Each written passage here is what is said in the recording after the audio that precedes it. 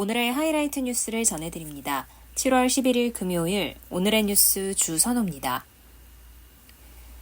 최상병 사건 수사 방해 의혹을 수사하는 이명현 순직해병 특검팀이 11일 수사 외압 의혹의 정점으로 지목된 윤석열 전 대통령에 대한 압수수색을 진행했습니다.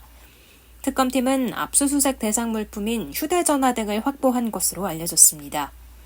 동시에 조태용 전 국가정보원장, 임종득 국민의힘 의원 등 당시 수사 외압 의혹에 관여한 것으로 알려진 윤석열 정부 인사들에 대해서도 압수수색에 나서며 VIP 경로설 실체 규명을 위한 고강도 수사를 본격화했습니다.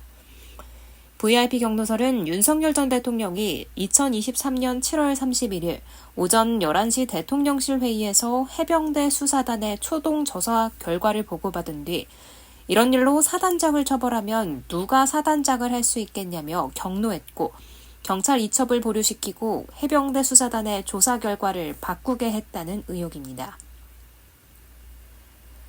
여야는 11일 국회 법제사법위원회에서 열린 상법 추가 개정안 관련 공청회에서 대규모 상장사의 집중투표제 의무화와 감사위원 분리선출 확대 등의 내용을 놓고 격돌했습니다. 여당인 더불어민주당은 집중투표제 의무화 등을 통해 기업 운영 투명성을 높이자고 주장한 반면 야당인 국민의힘은 헤지펀드 등의 경영권 위험만 키울 수 있다는 재계의 우려에 귀를 기울여야 한다고 반박했습니다.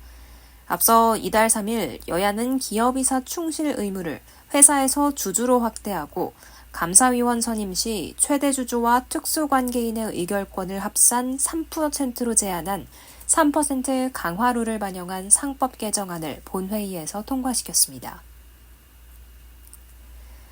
폭염 속 일하는 노동자에게 2시간마다 20분 이상 휴식을 보장하는 것이 의무화됩니다.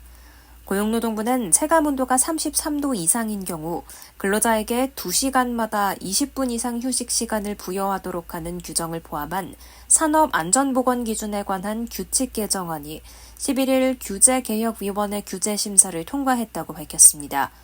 규개위는 지난 4월과 5월 심사에서 해당 규정을 두고 획일적이고 중소 영세사업장에 부담을 줄 수 있다며 재검토를 권고한 바 있습니다. 도널드 트럼프 미국 대통령이 다음 달 1일부터 부과하겠다고 예고한 50% 구립 수익 감세 대상에 전력망과 군사 및 데이터 센터에 사용되는 반제품이 포함될 것이라고 블룸버그 통신이 소식통을 인용해 11일 보도했습니다. 앞서 트럼프 대통령은 지난 8일 내각회의에서 구리에 50% 관세를 부과할 것이라고 예고한 데 이어 다음 날인 9일 구리 관세가 다음 달 1일부터 적용된다고 트루스 소셜을 통해 밝혔습니다. 뉴스를 마칩니다. 고맙습니다.